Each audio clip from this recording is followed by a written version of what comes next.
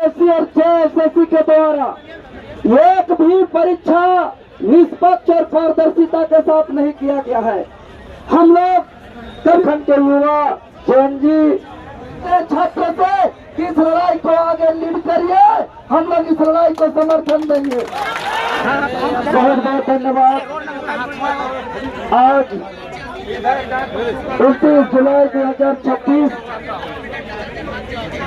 Jaipal Singh Munda stadium में सत्याग्रह आंदोलन के 5वें दिन आज संविधान मार्च का आह्वान किया गया है और इस मार्च को सफल बनाने के लिए दूर दराज से 24 जिले से आने वाले पीड़ित जेपीएससी जेएसएससी के अभ्यर्थीगण, झारखंड के युवा जैन सम्मानित शिक्षकगण और जितने भी अभिभावकगण समर्थन दिए हैं, आप सबों को मैं दिल से नमस्कार करता हूं, जोहार करता हूं, जय झारखंड करता हूं। जय झारखंड। साथियों, 26 साल के झारखंड के इतिहास में अभी तक जेपीएससी और जेएसएससी के द्वारा एक भी परीक्षा निष्पक्ष और पारदर्शिता के साथ नहीं किया गया है।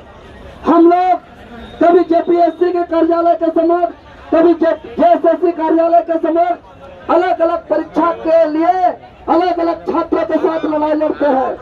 सीजीएल पर गड़बड़ी होती है तो सिर्फ सीजीएल के छात्र उपस्थित होते हैं। सहायक शिक्षक में धांधली होती है तो सिर्फ सहायक शिक्षक के छात्र होते हैं। अगर सिविल सेवा में धांधली होती है तो सिविल सेवा के छात्र होते हैं।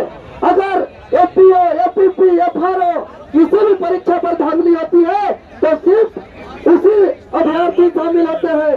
लेकिन पहली बार हम लोग ने निर्णय लिया तमाम शिक्षक के सहयोग से, पूरे 24 जिले विशेष रूप से हजारीबाग और रांची के छात्रों के सहयोग से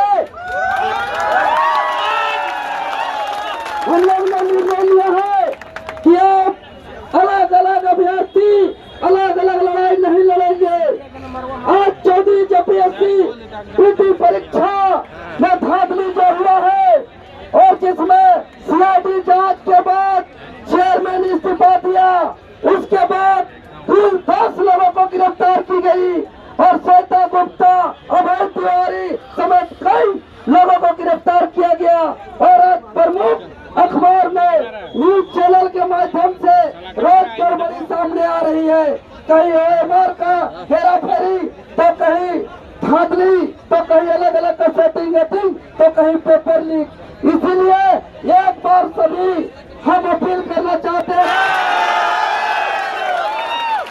और जो जेपीएससी पर कार्रवाई देख रहे हैं, जो सर्विस सीजीएल मामले पर कैंसर बीमारी के साथ लड़ाई को लड़ा, बीच में बहुत परेशानी हुई इन पर, लेकिन अपना हिम्मत को नहीं छोड़े और यही सीजीएल पर यही छात्र के उपस्थिति में पहली बार जब सीजीएल पेपर लीक हुआ था तो हम लोग हर करके रद्द कराए थे, लाठी खाना पड़ा था, लाठी खाए थे, जेल जाना पड़ा था, जेल गए थे। आज छात्र आंदोलन पर 30-35 को एफआईआर लिए हैं। कई बार जिंदा वापस नहीं लौटने का स्थिति था, लेकिन हमने कभी अपना कदम को पीछे नहीं हटाया। इसलिए सर का भी हम विशेष धन्यवाद देते हैं। लेकिन जो सीजीएल पहली बार जो लड़ाई लड़ करके हम लोग रिजल्ट लिए हैं, इस बार भी आज जेपीएससी कार्रवाई जो हुई है, सबसे पहले प्रेस कॉन्फ्रेंस के माध्यम से हम लोग इस मामला को उठाए, मुख्यमंत्री महोदय जी से मुलाकात किए, महामहिम राज्यपाल जी से मुलाकात किए और कार्रवाई हुई। अंततः 25 तारीख से हम लोग का सत्याग्रह चल रहा है और आज सत्याग्रह के 5वें दिन है। और आज चूंकि मैं छात्र के दुख को, तकलीफ को, दर्द को मैं सामने से देखा हूँ, शायद झारखंड में स्टूडेंट के लिए मरना पड़े तो मरने के लिए तैयार, लेकिन अपना कदम को पीछे आज छात्र के लिए लाठी खाना पड़े, जेल जाना पड़े, आज अपना क्यों झेले? इसीलिए कि हम छात्र का दर्द को सामने से जानते हैं। पीड़ा को सामने से जानते हैं। इसलिए आज बड़ी मुश्किल से हम लोग आज 6 दिन बिताए हैं सत्याग्रह का। हम लोग को दरी बिछाने नहीं दिया जा रहा था, बापू वाटिका में टांगने नहीं दिया जा रहा था, पानी में भीगते हुए बिना साधन संसाधन का आज 6ठा दिन बिताए और 6ठा दिन पर मैं छात्र को आगे इस लड़ाई को नेतृत्व करने के लिए मैं समर्थन कर रहा हूँ और छात्र से आह्वान करता हूँ कि आप लोग आगे आइए, आप लोग पहली पंक्ति में रहिए, आप लोग इस लड़ाई को लड़िए। देवेंद्र नाथ महतो समाज सेवी शिक्षक आपके पीछे खड़ा रहेंगे। रात 2 बजे हो, रात 3 बजे हो, चाहे रात कभी भी हो, लेकिन मेरा एक ही रिक्वेस्ट है कि ये प्रोटेस्ट कभी गड़बड़ नहीं होना चाहिए। ये प्रोटेस्ट पर हमारा कड़ी निगरानी होगा और इस बार पीड़ित छात्रों के साथ अन्याय होने नहीं देंगे। अगर हमको लगेगा कि अब छात्र लोग प्रोटेस्ट करने में परेशानी होगी, छात्र लोग अगर दबाव में आकर के दिक्कत होगी, तो देवेंद्र नाथ महतो कभी आप लोग का साथ नहीं छोड़ेगा, हमेशा आप लोग के साथ रहेगा। लेकिन इस प्रोटेस्ट को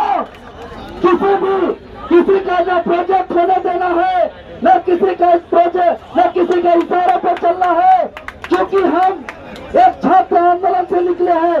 और प्रेस कॉन्फ्रेंस के मेरा पहला लाइन था कि ये जो लड़ाई मैं लड़ रहा हूँ ये कोई राजनीतिक लाभ के लिए नहीं, ये युवाओं के हित के लिए। तो रोज चीख करके कहते थे कि ये आवाज ये सिर्फ एक छात्र का आवाज नहीं है, ये आवाज उन लाखों छात्रों की आवाज है जो अपने सपना, अपने करियर किताबों में तलाशते हैं। ये आवाज उनका आवाज है जिनके माता पिता खेत खलिहान में पसीना बहाते हैं, जिनके माता पिता जंगल झाड़ में पसीना बहाते हैं, जिनके माता पिता लेबर का काम करते हैं, खलासी का काम करते हैं, मिस्त्री का काम करते हैं। ये उनका